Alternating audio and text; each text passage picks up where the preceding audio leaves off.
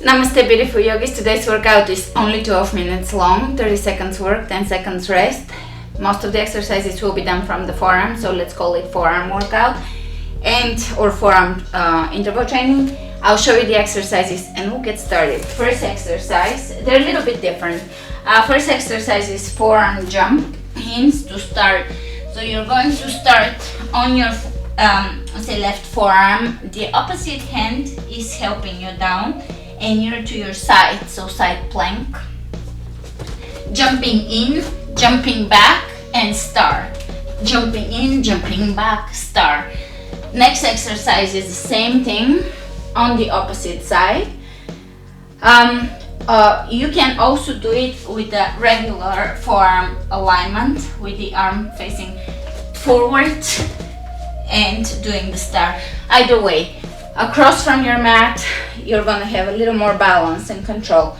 After that, we have dip station pull-ups. If you don't have a dip station, but you happen to have dumbbells, you will do rows, maybe with both dumbbells, or you can pull yourself, get creative and pull yourself up under a chair, under a desk, under a table, so forth. You will just have your the palms of your hands facing towards you and you will hang off of it and pull yourself. Otherwise, if you have the dip station, let's get some use out of it, you will just lay underneath, hang and pull. Either way, try to do some pulling action here. After that, we have forearm on one leg rows. So you're going to come onto your forearm again. You can choose either forearm across from the front edge of your mat or forward, a little more difficult for balance. You will plant your hand down, opposite leg will come up, and with the dumbbell you will row. It's pretty difficult and it requires a lot of core work. The next exercise is the same thing on the opposite side, and after that we have forearm jump-ins, coming onto both forearms, plank, jump in, jump back. And that's the entire workout. We're going to do everything 3 times, 3 rounds, and I think we're ready to get started. Starting with the first exercise, forearm jumps in to start, 30 seconds work. Let's get started. Set yourself up. 3, 2, 1.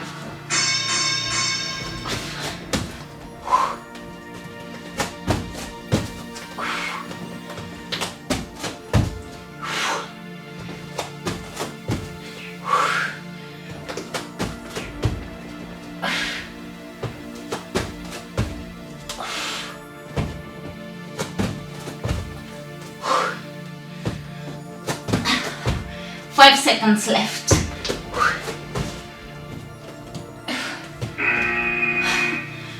Okay, this is very focused strength, opposite side.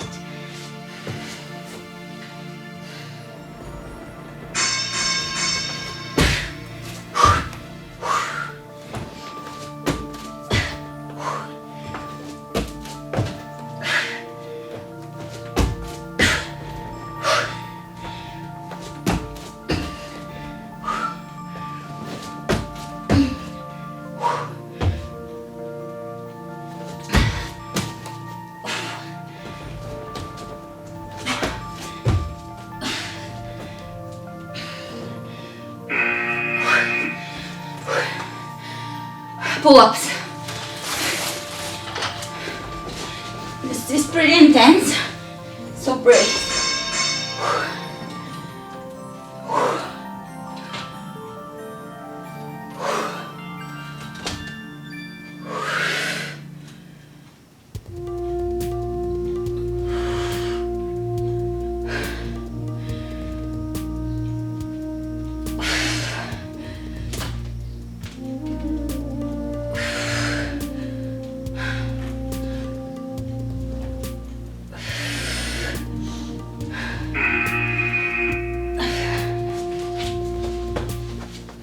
Forearm rows.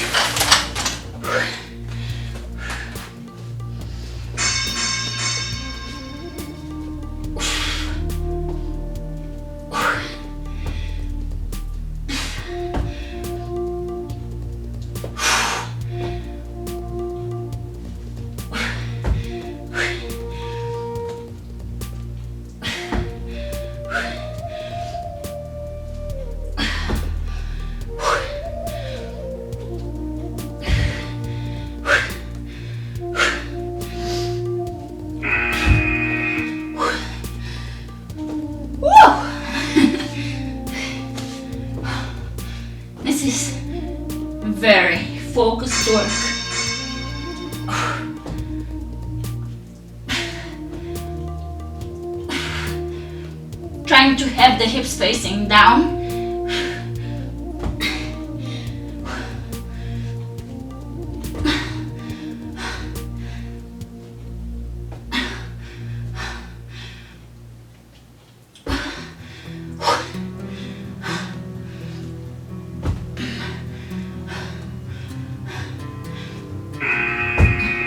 This is very advanced balancing. Forearm jump-ins.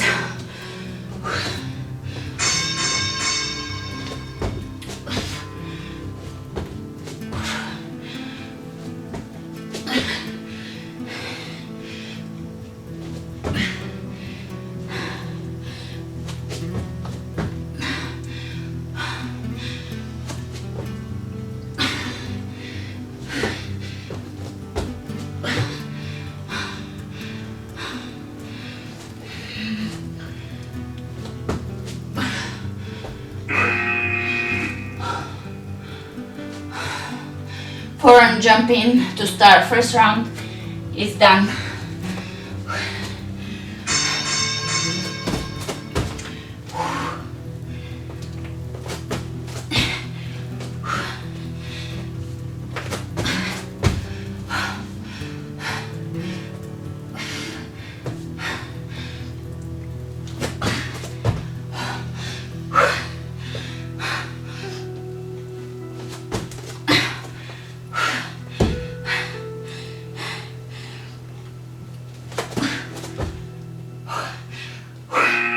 Opposite side.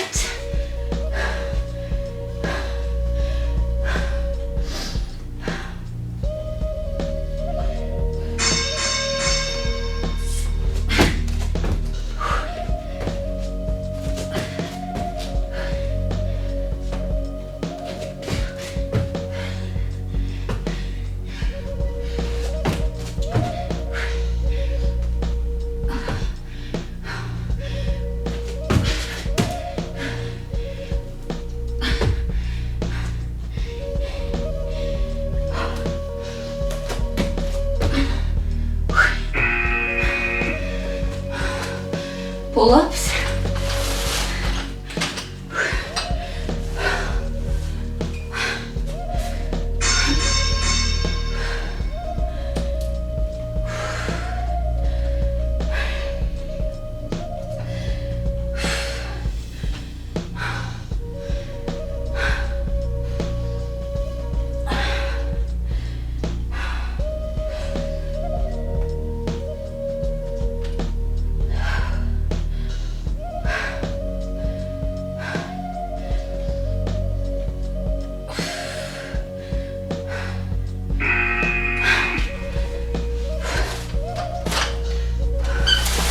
Forearm rows.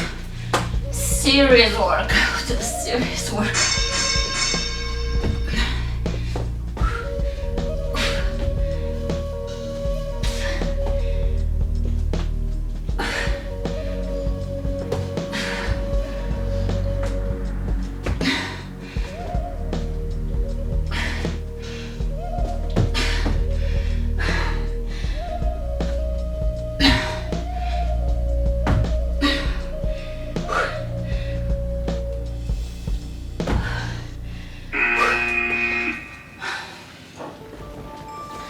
Opposite side.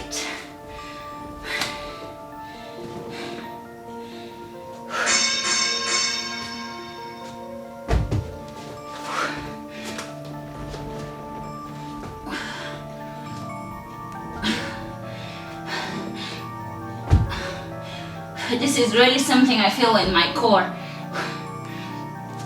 to maintain my hips, hip alignment. Is all cover.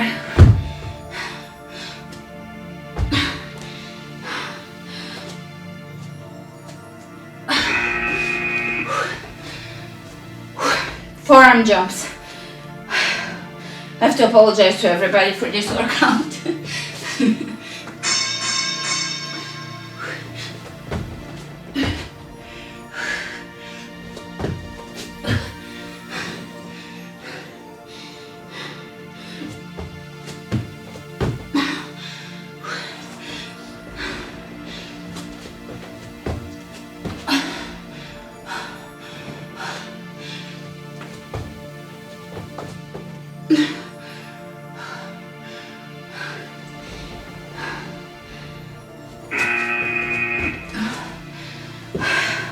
Last round, forearm jump-ins to stars.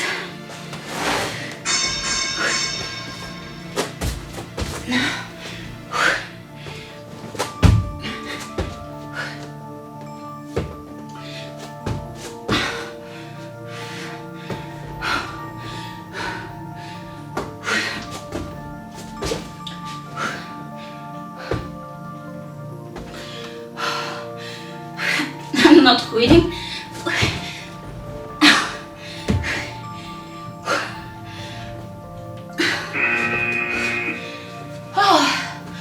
I will be incorporating a few of these exercises more often so that we can practice.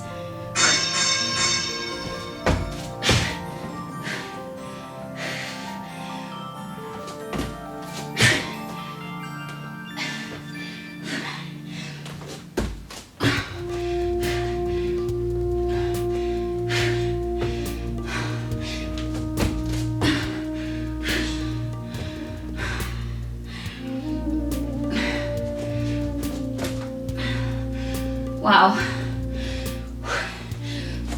I wish I could do this more gracefully.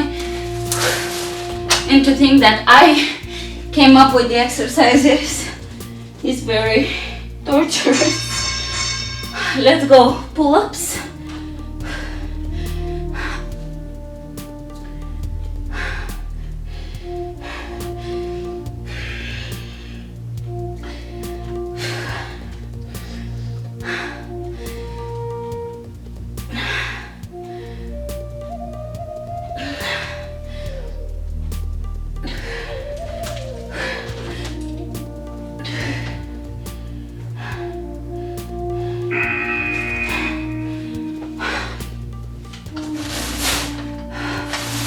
Forearm rows.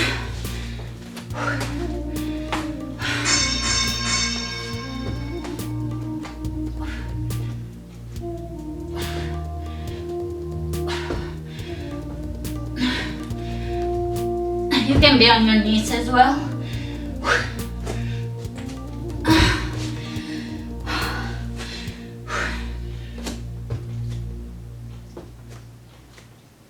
And really contract your belly. This is a core workout, 100%.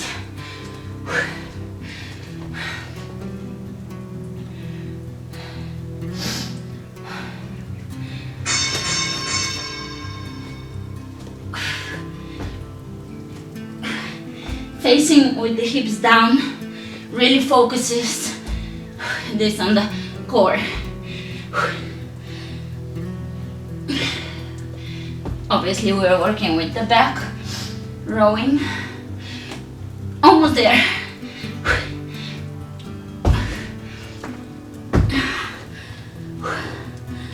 Last one. Forearm jumps. Jump ins.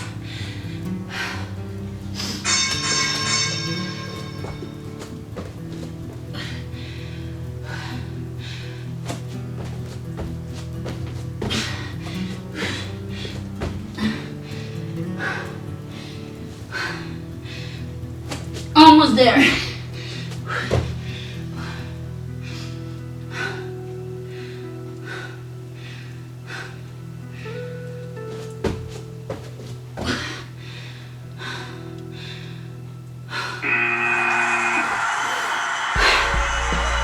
And you can do a few circles with your shoulders forward.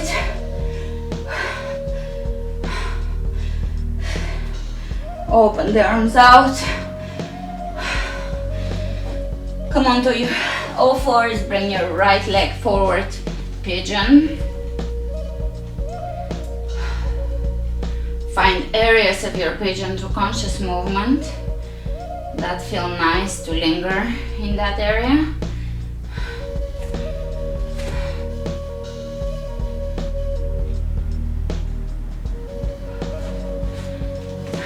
Opposite side.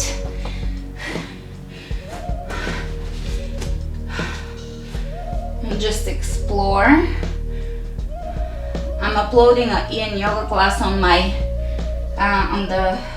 on my free section YouTube next Thursday. Not this Thursday, next Thursday. I don't know when I'm gonna upload this workout, but there is going to be a new Yin sequence, really slow, and everything was done in a static stretching fashion, so you can add that in session to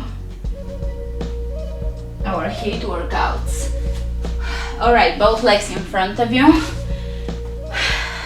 forward bend.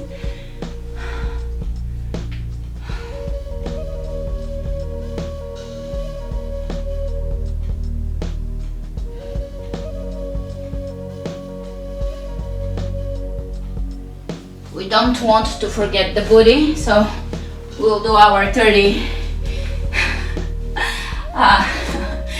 snowboarders, followed by something that I love for stabilizing hips and strengthening hips. So let's go 30, take breaks if you must, if you need to. 1, 2, 3, 4, 5, 6, 7, 8, 9, 10, 1, 2, 3, 4, 5, 6,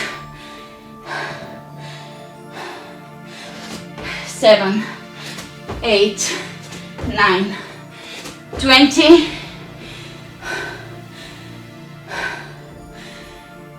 10 more. 1, 2, 3, 4, 5, 6, 7, 8, 9. Wow. 10. Burn. Yes. Grab a wall. Go to a wall. Sit back onto the wall and press your lower back into the wall. Make sure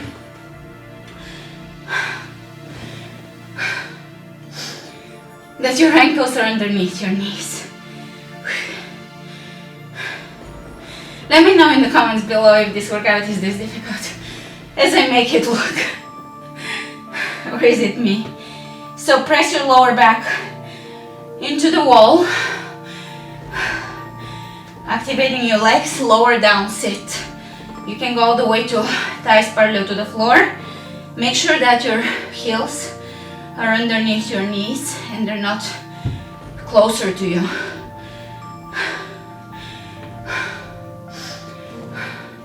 Press back into the wall and feel that you're pressing equally through both hips.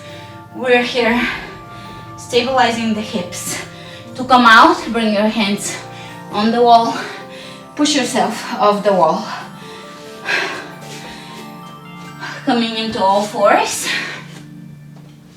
Let's take the left shoulder down, side or back of the head on the floor.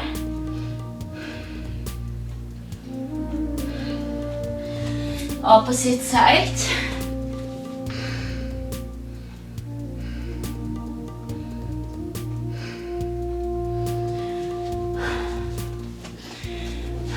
Bring your legs in front of you and let's go into plow. If you're avoiding plow, some of you have to avoid plow because if you don't feel right, if your neck doesn't feel right after plow, you have to avoid it. Maybe sometime in the future you can experiment with supported plow, but it's better to be safe when it comes to any part of your body, especially your neck. Plow.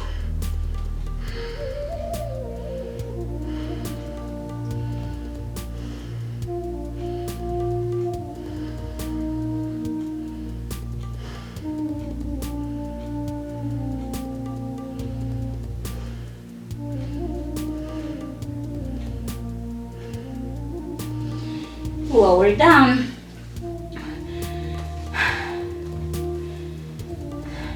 Supine twist.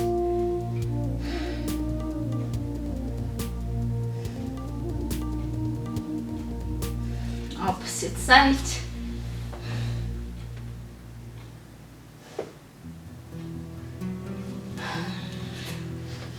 Coming up.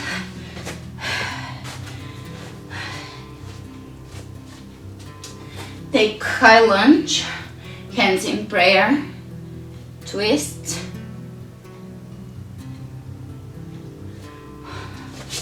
Changing sides.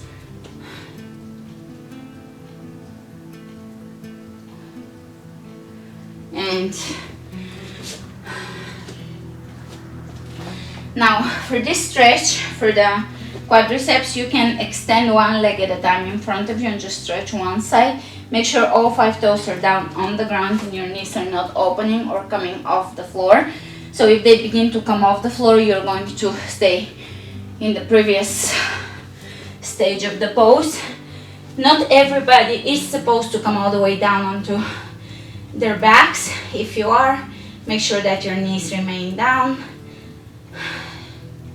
There is space in the lower back, alignment in the tailbone. It should feel as if you're stretching, but you shouldn't feel this in your knees.